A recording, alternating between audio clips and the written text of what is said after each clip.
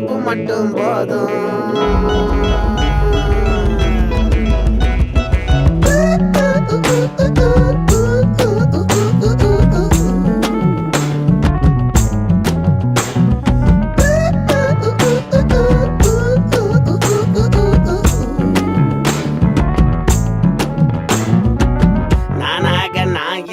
நடுவுல நீ வந்து புட்ட தேனாக நீ இருந்த தூரத்துல நின்ன